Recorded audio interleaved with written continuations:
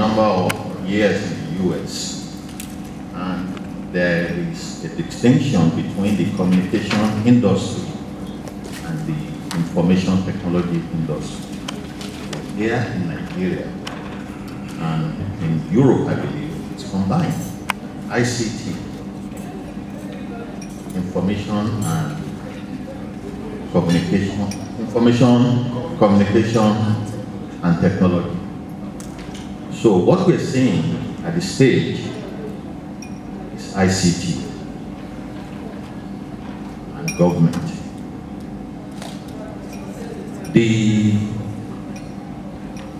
We're looking at the big force that will guide us through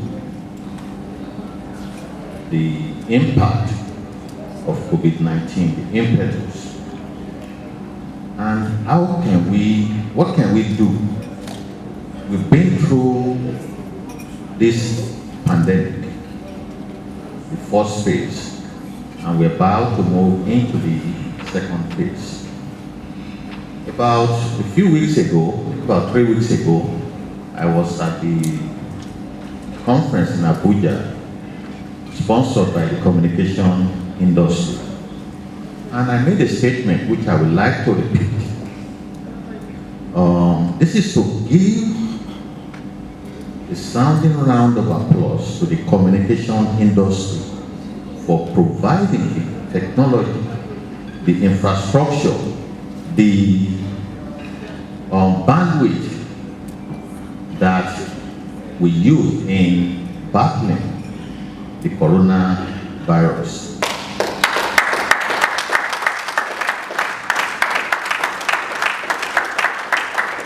Everything was locked down, but we were still able to make calls. And we realized a lot of benefits from doing virtual conferences. In fact, on March 30th of this year, the Lagos State government held the first virtual cabinet meeting. We believe that to be the first in Africa. And immediately after that, the following day, Great Britain, United Kingdom held theirs also. So when you see today, virtual meetings, are commonplace. Everyone is having virtual meetings. People are celebrating Zoom meetings. They have Zoom parties and so on. It's here to stay. It's a new norm. I have here with me distinguished members, both in the industry as well as in government. And we're going to look at the telecommunication industry, what they're doing and what they're going to continue to do. And also take a look at the government. I can give you a brief background of Lagos State under Governor Olajide Sanwo-Olu. Well, I would not like to speak more about it. The Deputy Governor was here this morning and he explained quite a lot to us about what the government is doing and what we did during the pandemic and what we intend to do in the future. One of the most important things that we embark on is the 3,000 kilometers of fiber this year. And immediately after that, next year, we're going to start another 3,000. It's going to be 6,000. When you look at Lagos State, the landmass is about 0.4% of the entire nation. So what we're doing may appear to be small, but when you look at the landmass, you really give us a lot of credit because we're going to go through every nook and corner of the state to put in this fiber at the unified dot, which will be available for everyone to use. Now, that's one thing, but don't let me stress too much on that. Let me go around and ask our panel. We believe fiber is here to stay, but for the telecom industry, there's something new coming out, and people have been talking about it. We know it's going to be highly efficient mode of transmitting just about anything you can put on the network. But some people are apprehensive about it. So, from the telecom industry, I want anyone to give us some background on the 5G network and what type of benefits we're going to derive from it. Any taker?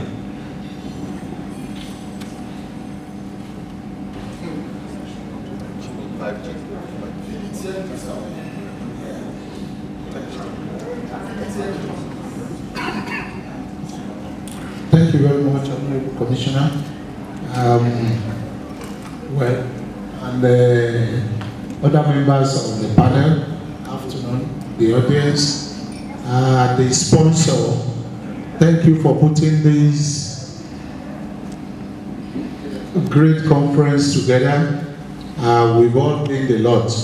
However, the Honorable Commissioner just said I should try and explain something about 5G. You see, yes, I would say the 5G has been around within the telecom circle for some time now. But even before then, I will talk about GGG. There have been the 1G, many of us don't remember, or nobody bothered to call anything 1G. But we do remember 2G. Now, because then we can see it on our phone, even now.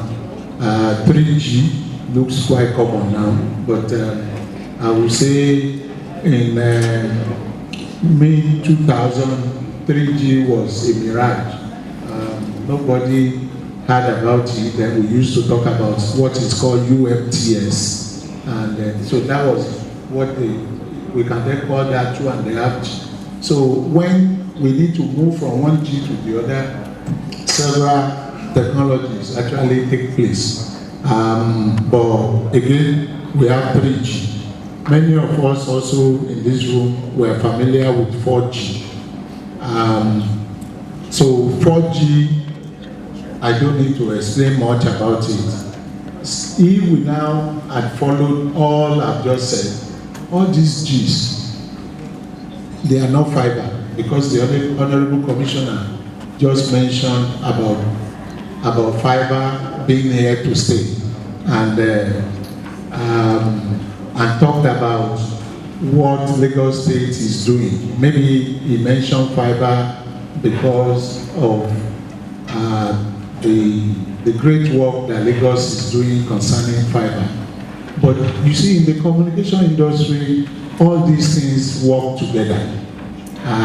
For instance, I used to tell my people that our company, VDT, is a wireless company.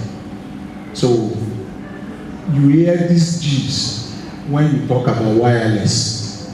So, but like I mentioned also, fiber has a role to play. And one of the roles that fiber plays very well, you cannot have a good wireless access service without you having a backup that fiber carries to the base stations. So we are familiar with base stations. So now going to 5G. 5G now, if anybody could tell me what difference, especially with the newest technologies that we can, if you are not an engineer, but you remember 3G, you remember 4G. So one thing that puts them together is that we never stop having base stations, except that for you to have 4G, you will have more base stations than you will have in 3G. So it goes progressively that way. So in 5G as well, we are looking at having more base stations, especially if it's wireless, because then you want to move more data. and then you want to use it to serve more people.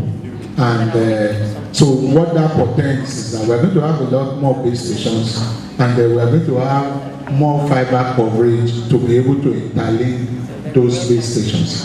So now, part of the fear is that when base stations are that many, well, because when we started in Nigeria, there was a dearth of telephony. Now, and so we welcomed it. The fear was not there. Just let's be able to talk.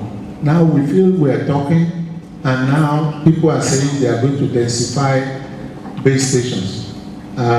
So naturally, many people say, no, I don't want the base stations near my house.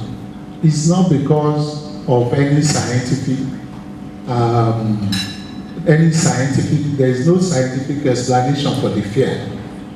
Because we have electronics and even microwave surrounding us. As we are here, there is a lot of wave around us. Most of us watch televisions in our houses. The radiation from the television actually is more than what we are going to be. What a base station that is outside your house will bring into your house. So now, I also read about a lot of the fear, but most of these fears, actually, there are so many different people in the world. I did learn that when electricity was being brought, this is how people became so fearful. So people are just always very wary of new technologies. So 5G there is nothing to fear except fear itself. So yes, if the spacing was like 800 meters, 3G actually brought in about 600 meters, and 4G is about 500 meters for a full coverage of a space like Lagos State. So in a 5G world, what I think is going to happen is that we're going to be having about 250 meters separation. So that may be part of where we are having this issue. But as trade-off or as benefit, one of the things we are going to be seeing is a lot of bandwidth. It's going to be faster. The devices are also, like we know, we had about, what's these, the doubling of CPU speed. So somebody needs to use it. So those doubling of speed actually comes with a lot of bandwidth. So for us to be able to enjoy the videos we are enjoying now, and for us to continue to enjoy it, we need to continue to grow the bandwidth. And growing the bandwidth in a wireless world, because Nigeria is more of a wireless country. So 5G we cannot really, we can't really run away from it if we didn't want to be enjoying what is being enjoyed in the developed world. So I don't know whether I've been able to cover some of it. Thank you very well. Thank you very much. I really appreciate your response. I would like to go back to one of my experience while I was the CIO at the University in Washington, D.C. We were trying to implement wireless throughout the campus. And then I asked for the funding, which we were able to get through the Obama stimulus program. And it came up at the meeting. I was not at the meeting, and the provost of the university asked, why are we spending money on wireless that we just finished installing fiber backbone all over the campus? If we're using fiber backbones and we're using Cat6 to the desktop, why are we combining wireless? So it was really difficult to bring her to really explain to her. People at the table couldn't let her know that before, that when you have with wireless will also require or will ride on fiber backbone. So it's a combination of the two that makes the connectivity. Thank you very much for the response. Much appreciated. We have Engineer Oduyoye here. He is the General Manager of LASTMA. We are all familiar with LASTMA. So if you are not, then you are not invited on Lagos to any come out and join us here.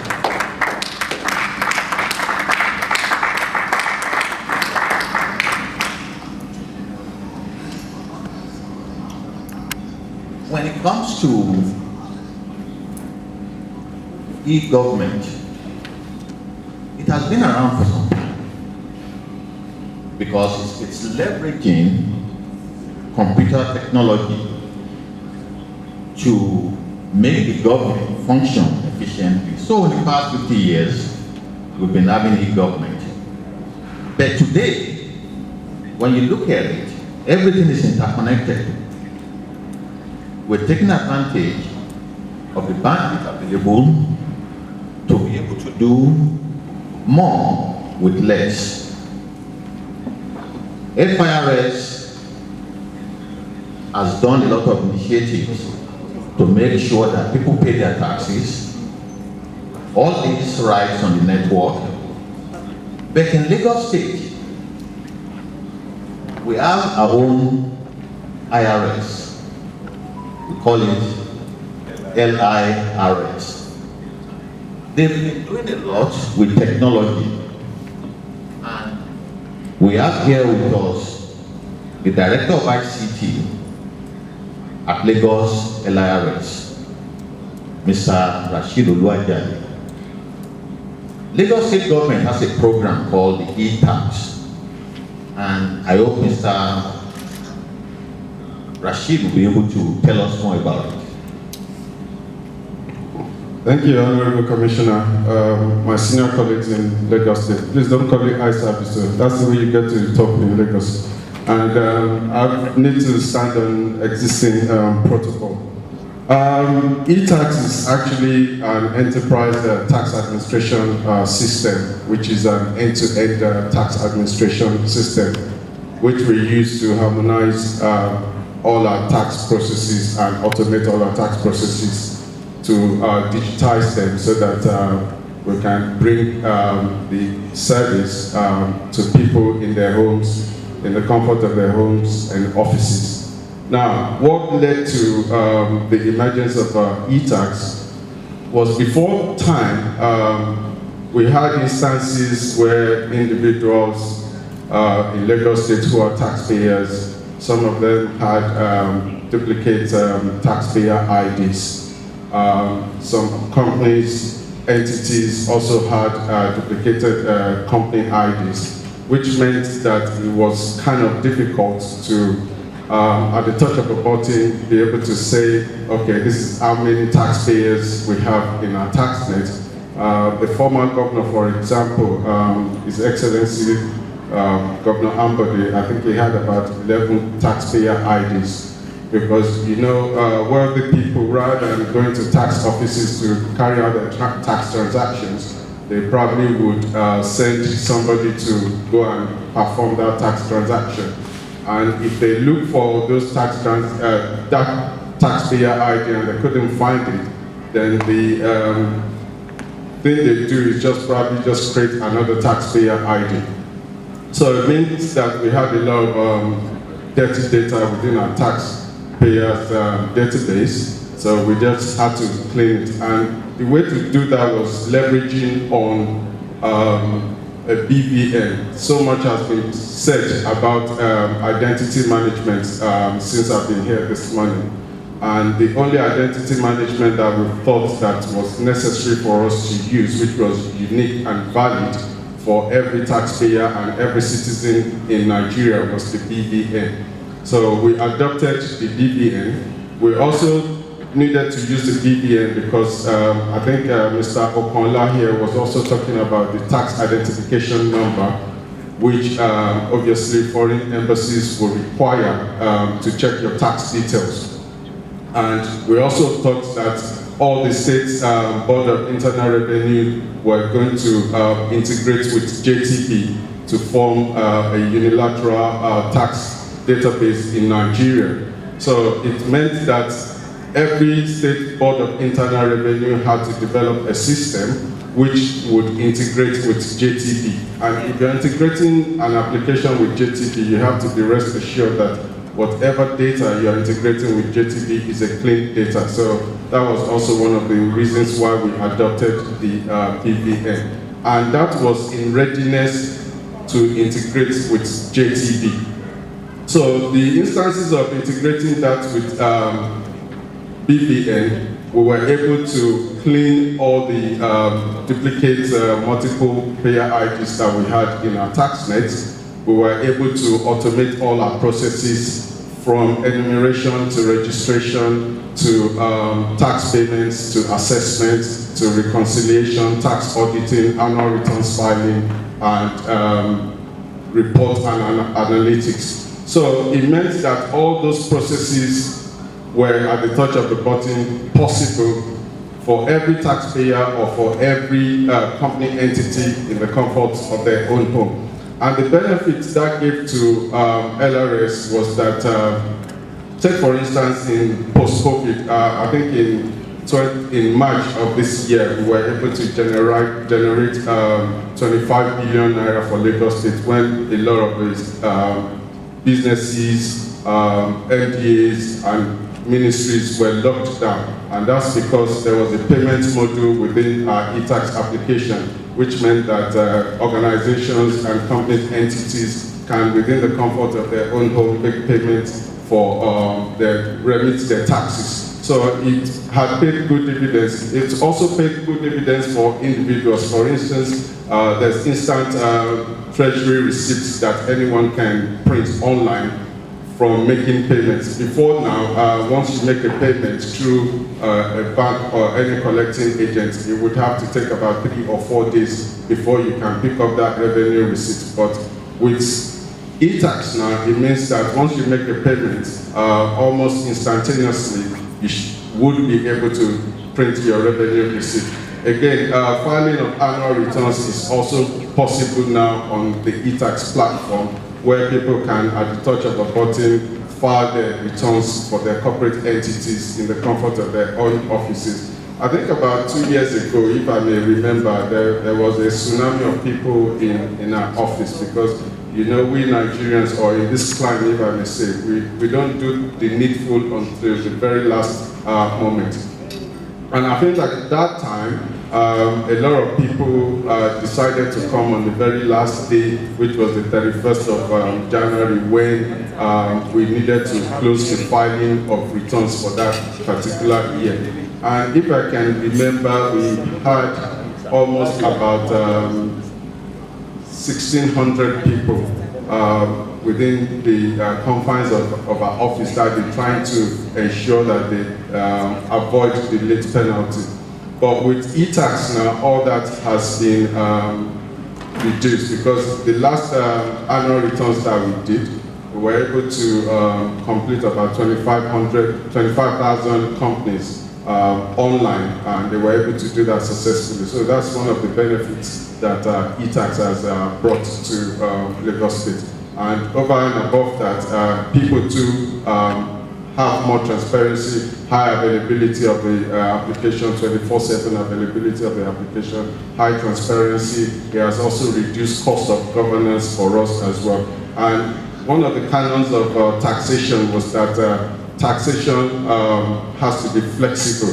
It has to be simple. E-tax has also brought that because everybody within the comfort of their own homes now can make use of e-tax without having to go out.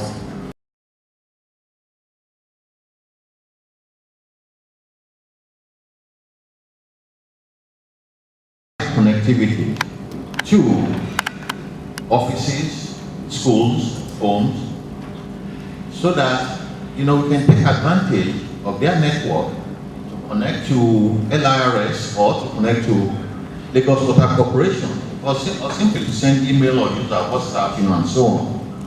So we need to learn more about them. So I would like to direct this question to Mr. Muyiwa Ogunboye to please give us an overview of the local carriers in the market. Voice services. So people like myself, like my organizations, we are more structured to provide data services. Now, the difference between the kind of infrastructure they have and the kind of infrastructure we have is because theirs are most granular on voice, for them to transmit data for corporate organizations, their base station can only provide that voice service. Let me break it down. So a base station is here, transmitting voice. That same base station needs to now transmit data. Transmitting data on mobile is easy because that is their foundation. But when it now comes to transmitting data for an enterprise, assuming that base station goes down, how will the enterprise get service? Well, assuming a phone does not have a service, the next base station can pick, the user on a phone can pick from the next base station. You can't do that on data. So when the base station in, say, in Sheraton goes down, then the data that is being provided by the phone MNOs in this building goes down. There is no other base station that can hop. They can't hop onto because it's not built in that way. And that is where we are bridging the gap. That's where we come in. So we are more structured to provide that gap. We are not as big as them, but our operation is so efficient that if we are providing data for Sheraton, and for some reason our hub that is providing service to this place goes down, automatically there will be another hub that can route, or Sheraton can route their traffic through. So because we are more data centric, we don't just put just one hub in one location. Unlike the big four MNOs, one base station here is quite enough to service almost the entire circumference of a large part of Ikeja, but you don't have that in data. So we tend to provide that gaps all over the country. So we have buckets of hubs all over the country providing the data transmission. And our hub is such that they are all interconnected, all interwoven. And we use different kind of infrastructure or backbone infrastructure to interconnect all of them. I must say a very big thanks or a very big congratulations to the Lagos State government for the initiative of laying a fiber backbone. I had an interview about 2 months ago in which a question was posed to me about that, and I mentioned it that it's a fantastic development. Why? It's going to ease a whole lot of cost for people like us, because the service they are providing is a universal service. Everybody can come on board as long as you meet the required conditions. So it's going to reduce the cost of transmitting our backbone between point A and point B. Currently, we use fiber and we also use radio to interconnect all our hubs so that we can continue to give service. Like I mentioned, the gap we focus on compared to the MNOs, when we sign contracts with our customers, they give us stringent conditions, 99% availability, 99.999 availability. There is, with due respect, it's almost very difficult for an MNOs to provide that kind of service because they are not structured like that. When they go down and this enterprise calls them, you wait. Some call centers are in South Africa, you wait. But people like us, my phone is a call center as well. So we are more efficient to quickly respond to any problem that our customers have. And that's the bridge we are bridging. Now, 5G is coming. Yes, it's a good development. What we see is there's going to be a whole lot of services that will be in the cloud. Now, what that means for people like us is there's going to be more business because there's going to be a whole lot of people that will need data, be it on your phone, be it on your laptop, be it on wherever. So there's going to be a whole lot of data transmitted in the air. Now, where we come in is we're going to bridge more of those gaps. NCC statistics shows that we still need about 3,000 more base stations in Nigeria for us to be able to cover up all these gaps. Now that's on 4G. So when you now move to 5G, you find out that you need about double that size or even triple that size. It's almost impossible for all the 4 MNOs to bridge that gap. So we still have a role to play. Yes, we might say we are smaller than them, but we are also many. You understand what I'm saying? We are not just one or two. We are many as well. So, and we are doing similar things, and we are collaborating day in, day out. Because one organization can't do it all. So we are seeing places where we can, work together and collaborate further and continue to bridge the gap in the industry. So I will say the future is bright for all of us. The MNOs are also coming to us. I personally, I know the amount of traffic I carry for all these 3 of the MNOs. We keep on having discussions every now and then. eStream, can you help us do this? Can you help us do that? So it just shows that their network has some limitations and they don't want to bother their head about all that because the revenue they're making on voice is quite high. And the revenue we're also trying to make on data is also good enough for us. So there is a handshake. And that handshake is what people like us are trying to put more energy on, put more infrastructure on, put more efficiency on, so that at the end of the day, everybody can sit in their bedroom and pay their tax. Thank you.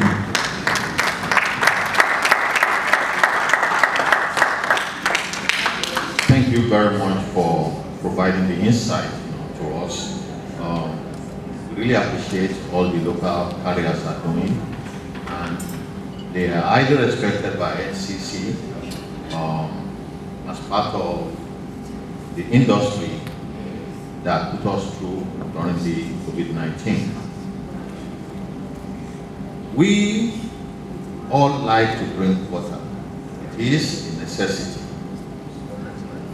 Water is life, definitely.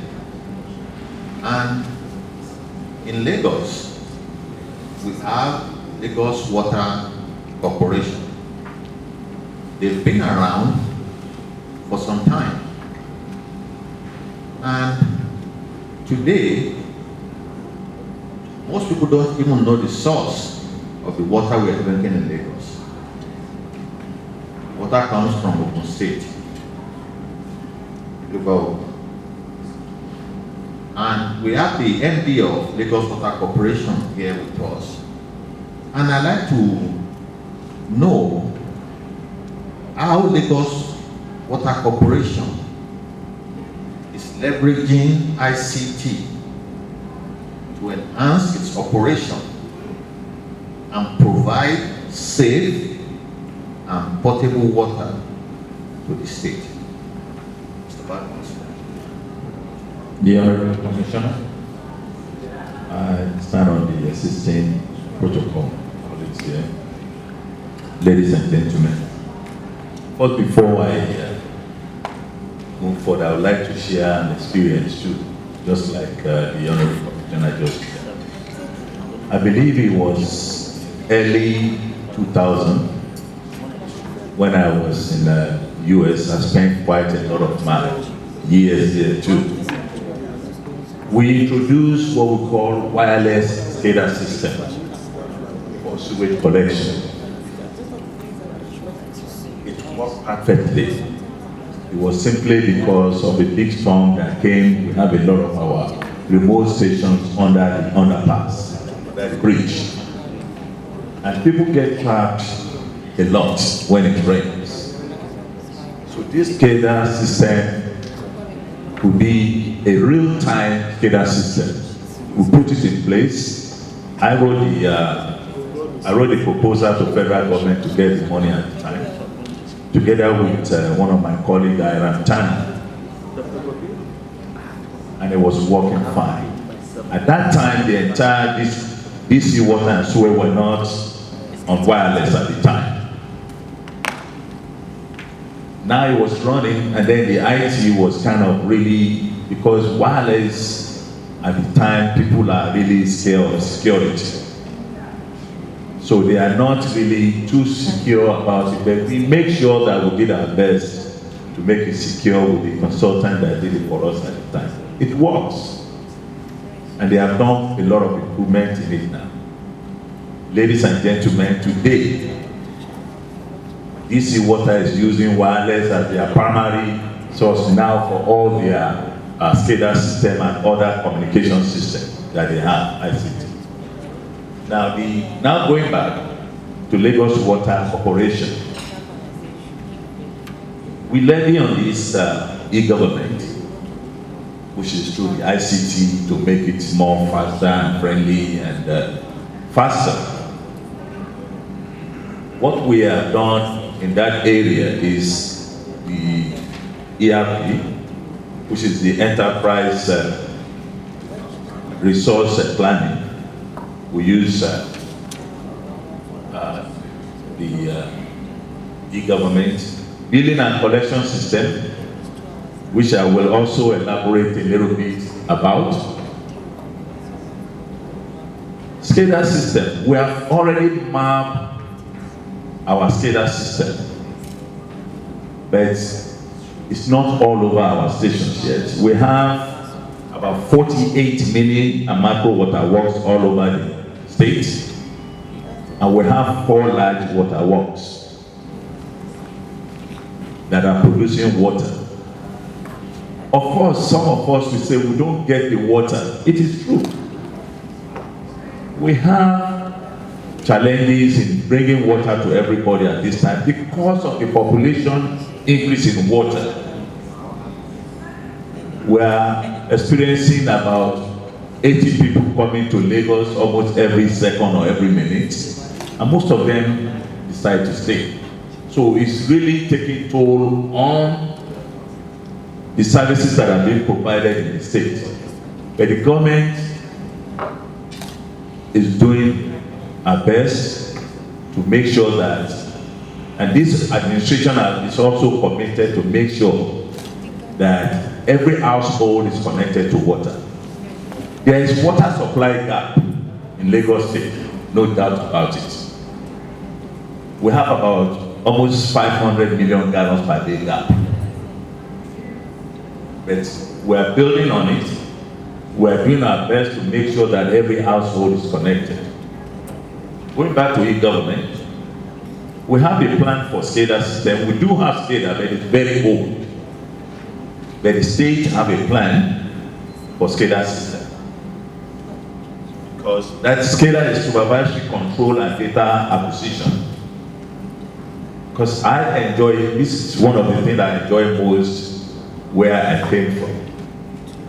I can travel and then be able to see how the facility is being operated, how much, in those days it was sewage, that was gallons that are being going through and what is being discharged, treatment plants and everything. In fact, I can also approve or authorize to remotely control the pump stations at any facility at a time. And that is the same type of technology that we need in Nigeria here. And which, of course, we do have a plan for it. We have mapped it out. We have identified where it is needed for SCADA system. But right now, we have the ERP at Lagos Water Corporation. We have the billing and collection system, and it helps a lot, billing and collection, during the COVID-19, when our people cannot go out at all.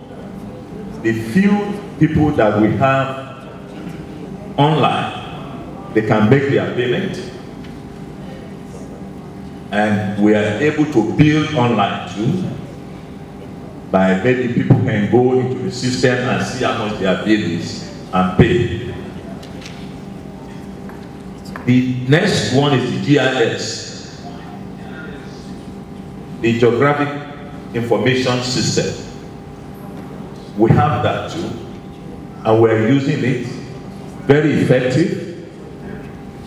We have tablets where people can take the tablets out to the field. Most of our jobs are out in the field, and be able to see where the systems are, and some systems that were not captured, they can easily trace it and put it on the tablets too, so that at least it can be captured and they bring it back to the office.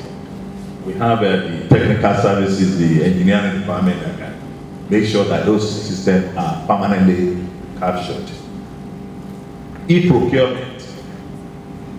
We have e-procurement in Lagos Water Corporation too. And it's been really working. These are the things that make our job more easier and to communicate better to other agencies within the government and with our customers also in some areas. The e-procurement sometimes is called electronic procurement, and it's been very, very effective. Now, let me now tell you where we benefit more with this payment. We use it for payment, and we have a series of payment platforms that we use this for. The first one is bank. We have the RefPay or ERBSM by Alphabeta. We have the Pay Direct through the InterSwitch, and we also have Polaris Bank, GT Bank, and Providus Bank. These are all the banks that we have, and the rest of the banks are still under into. You can visit any bank in Nigeria and request to make payment for water bills. Provide your customer's reference and make payment and move on. We have online platform also. The online platform are the quickteller.com, InterSwitch. You can search for Lagos Water Corporation, choose, and then make your payment. Lagos QPay. This is also through Alphabeta. You visit the link and you are on. You can also use your phone to make payment to Lagos Water Corporation. These are all through this ICT that we're all here today. And we want to benefit, to expand this and make it more better. And that's why this type of forum is very important, because this is where you meet the experts in that field. We have the point of sales, which is POS, with almost about 6 banks that you can make your payment also. Automatic teller machine, you can visit any ATM through your ATM and then make payment just like the rest of the big companies.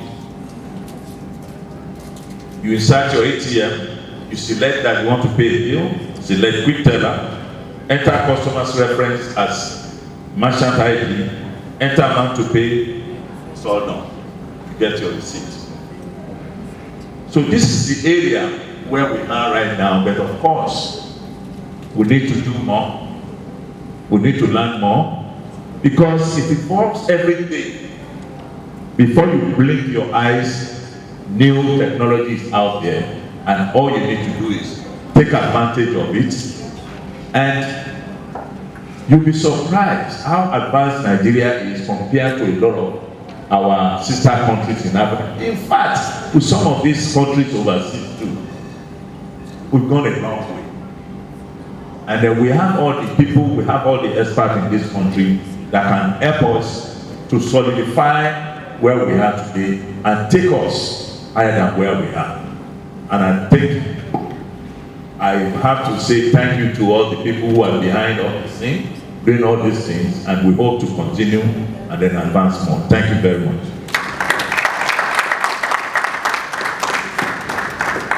Thank you very much, Mr. Badmus. I mentioned earlier, someone suggested to me, that water is life. Definitely, water is life. We need water all the time. We cannot do without water. And also, when we pray for good health. Health is very important too.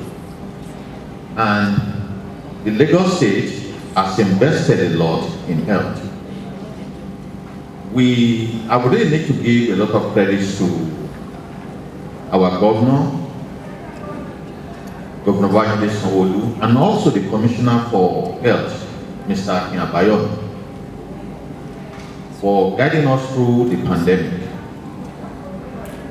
They put a lot in place to make sure that we stay compliant, to treat infected people. In addition to that, also provided palliatives during the pandemic. But prior to COVID-19, we have a number of institutions that normally take care of us, and they continue to provide adequate health support. But when it comes to health, the world is changing. The way we collect information, the way we process the information, and the way we analyze medical health data, so that we can use that for planning, as well as identify hotspots around us. I know of one of the institutions, and that is Lagos State Lagos State University Teaching Hospital. They've been around too. And if you've noticed, we've been seeing a lot of commendations about the good work they've been doing there. It has been going around on WhatsApp. And I would like to commend them again to keep up the good work. But today, we are in a new age, we're in a new norm. It's no longer business as usual. There is e-health. And Professor Ibrahim Mustafa is here with us to provide information about e-health so that we know what LASTMA and also Lagos State is doing in that area.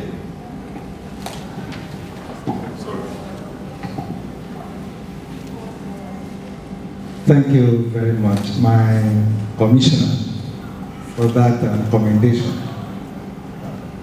We're indeed very grateful.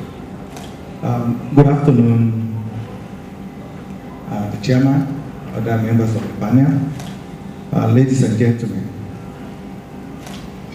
It's a privilege for me to be here this evening talking about e-government, e-governance, and talking of erudite people that I have on the panel, and of course my most knowledgeable commissioner. For us in Lagos State University Teaching Hospital, we recognize the fact that e-health, e-medicine, telemedicine, electronic medical records, and all of them are very important in the delivery of wholesome healthcare service to the people. And long before it really became very popular around here, as far back as 2009, the Lagos State government, through the Ministry of Science and Technology at that time, tried to have what could be referred to as e-health, but essentially then it was supposed to be electronic medical records. But at that time, it didn't really take off well. I want to suppose it was because maybe the right things were not done at that time. The government started with the mobilization of hardware to the general hospitals, the teaching hospital, the pioneer general hospitals then, and LASTMA. Of course, it was rather strange to the people that had it, and the proper things were not done. And definitely along the line, people started using the computers for something else, rather than use it for the purpose for which it was provided. And then some few years back, we at the Lagos State University Teaching Hospital also realized that we needed to have this thing. I mean, looking at medical practice some 25, 30 years ago, as near as that, and doctors' interaction used to be all paperwork and everything, and then you have bundles upon bundles of case notes that you find difficult to trace. Sometimes patients will come and you cannot even retrieve their folders. And so we realized that we needed to have electronic medical records, electronic health record. And so we went out to see how we could do this. And then we are on that. We are not there yet in the Lagos State University Teaching Hospital, but we started. And we are building on the mistakes of what we thought were the shortcomings of the previous efforts at getting the electronic medical records, or EF as it were, off the ground. What we discovered, I'm sure I cannot be as knowledgeable as the rest of the panel here in terms of ICT, but I know we were told that one thing we did not do was process mapping. That we needed to do a proper process mapping before deployment of hardware and software. And we piloted that, and we are looking at a more favorable outcome. But beyond patient-doctor interactions, we also have been using ICT in the hospital, and we are seeing the benefit. Right now, as you may have been aware, you must have read some things about lawsuits. PO surgeries we're able to do these days mainly because of the internet backbone and the electronic backbone that we have. We are able to have teleconferencing, which is pretty easy now, including telemedicine. What we probably have not been doing is telesurgery, where you do remote surgeries. But by and large, I must say, as a sector, the health sector is one sector that has greatly benefited from all the platforms we have been talking about. And we are hoping to leverage on all of this and deliver the best of healthcare service to our people. Thank you very much.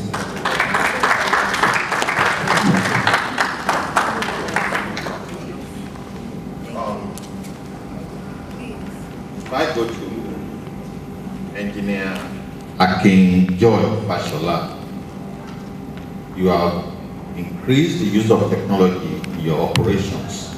For example, you implemented ANPR, that is the automatic number plate recognition. How does VIS push out notifications about the violations, and how do citizens pay for their fines online?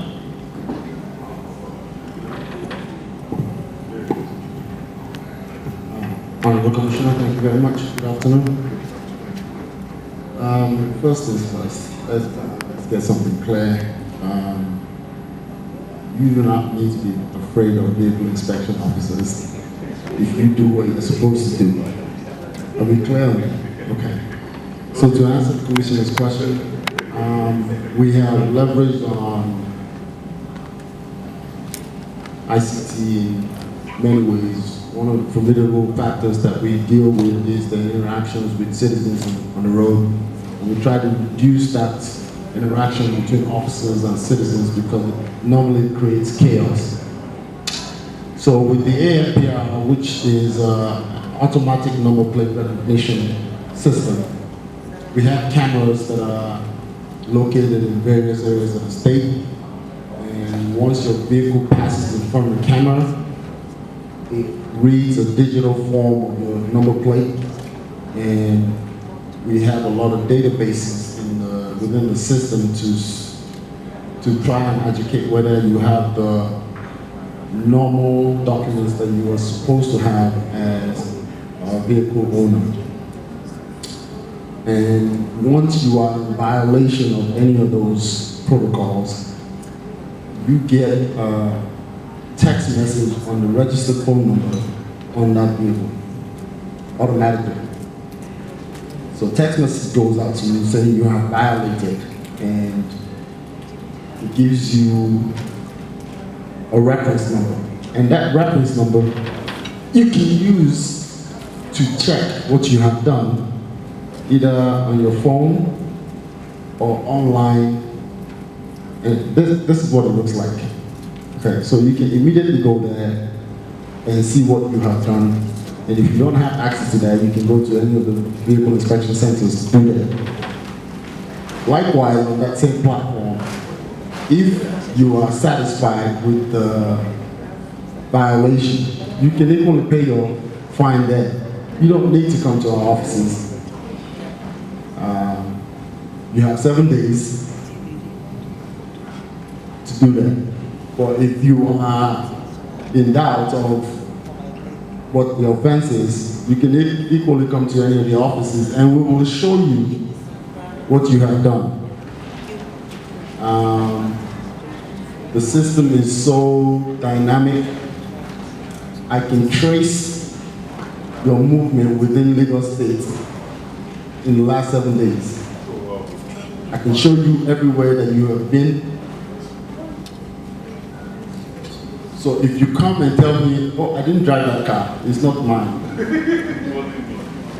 No, it's not going to work. We have moved to a place where we are trying to reduce confrontation that we have on the roads with citizens. 9 times out of 10, the ego gets too much and we have conflicts. So by reducing or taking that away, we have been able to eliminate some of that. Also, we are in the process of allowing citizens to do a lot of their vehicular activities in terms of processes online through a system that we call chatbot. It allows you to register for a roadworthiness certificate.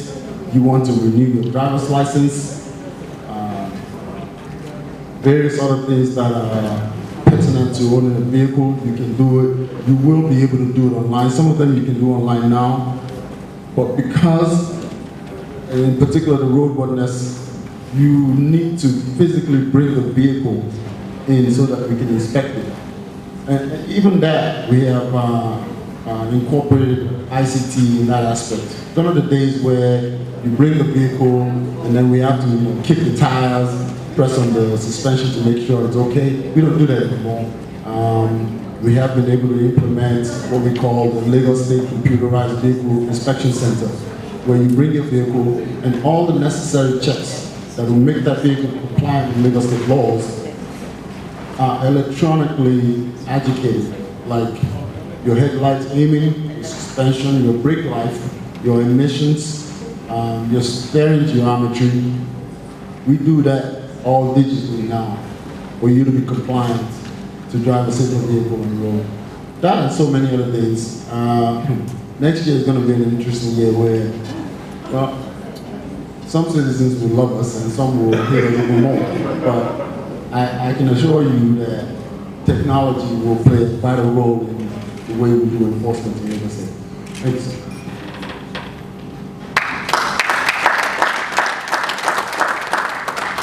Thank you very much for providing us the information.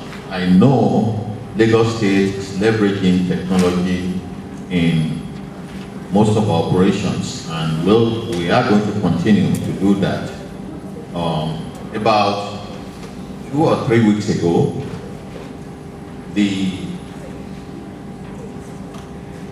LASTMA patrols were off the street, and we felt the impact. It shows how important those guys are. The traffic was unbearable. They're back, and we're enjoying our trips. I know once we have the third mainland bridge open, things will normalize. But let me direct this question to Engineer Oduyoye, General Manager of LASTMA. What technology is LASTMA using to manage traffic?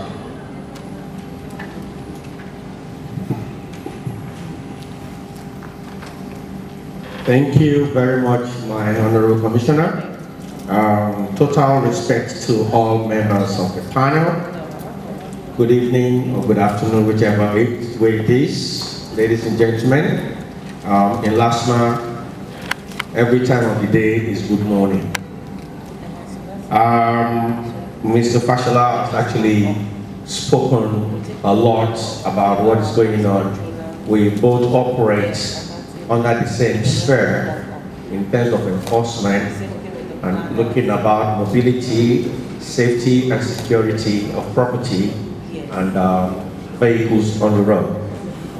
But majorly, Lagos State is concerned about the safety of human beings. We do know the rights of people to move from point A to B. Where does LASTMA come in? LASTMA comes in dealing with the typical Nigerian behavior when it comes to driving. Amazingly, a lot of our drivers, especially in the eyebrow areas, they have lived in the United States, they have lived in the UK, they have lived in Europe, they have lived in all those great countries where people behave normal on the roads. But as soon as they get off the plane at Murtala Mohammed Airport, the land inside Lagos or Abuja, they turn into different type of animals. So there's a permanent conflict between enforcement officers and drivers in Lagos especially. And that makes the job of LASTMA extremely difficult because of that bad interaction, the good and the bad. So technology for LASTMA is very key. And why is it key? Because when you find officers, and I just explained why we have a problem in LASTMA. Because the average LASTMA is married, got children, just looking for a way out. More than likely, there's no way an average LASTMA officer can afford to pay rent in Banana Island, Ikoyi, VI, Lekki. Very unlikely. So they're likely to be living in far places.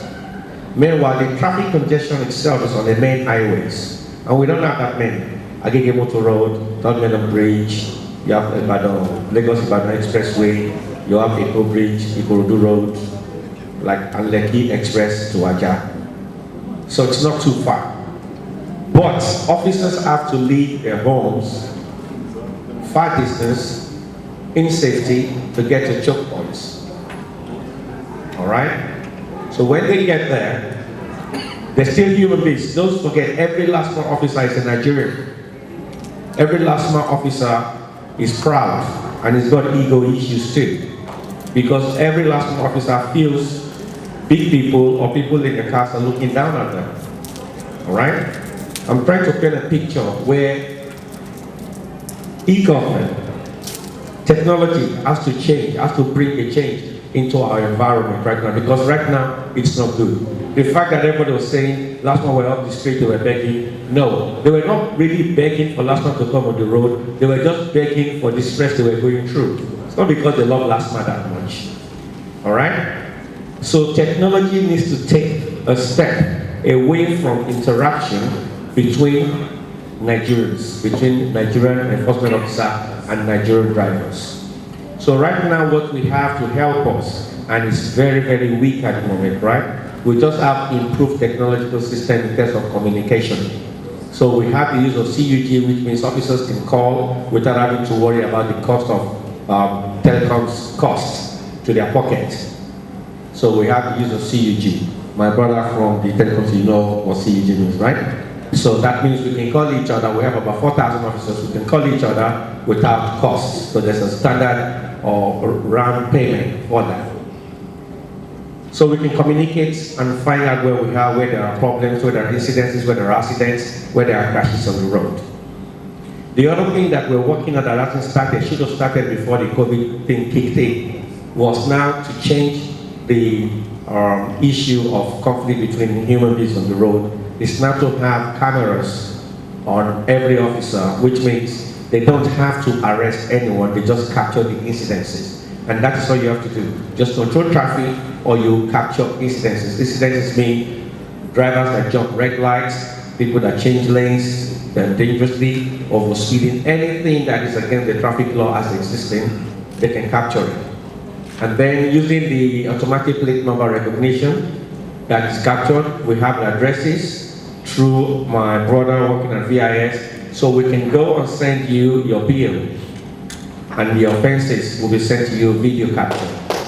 And you can now pay if you want to. Being average Nigerian, they probably won't pay. So that means LASTMA will still come out again to start chasing on the road. I am just saying all this so that when we have our high-tech people here, you start to think, what can I do for LASTMA to make this man's job easier? Because right now, I don't sleep at all, okay? So we still have to go and chase Nigeria. Now there's another set of Nigerians that have their vehicles registered to 18th floor of their office block that has no address or name, just the office block. Numbers 51 to 59, Ozuba Badiwe. But it's on the 15th floor, right? So how are you going to chase those sort of people? There are some that have used their last address 5 years ago. So we need to change the preamble whereby when you come and register a vehicle, there needs to be some kind of verification exercise that the address that you put down is where you have access or you live. Not just any address, not office address, where the car or vehicle is parked overnight. So technology is required to confirm all that. How are we going to do that? I don't know. But that is a major factor in enforcement. Because for as long as the average Nigerian believes he cannot be caught for doing the wrong things on the road, we will continue to have congestion because the downful drivers and the people in military uniforms will continue to take advantage, and it will cause problems for us on the road. And that is where we are right now in terms of technology. There's a long way to go for us to improve our communication, for us to improve identifying the offenders on the road so that the traffic is a bit freer for us to go through. Thank you.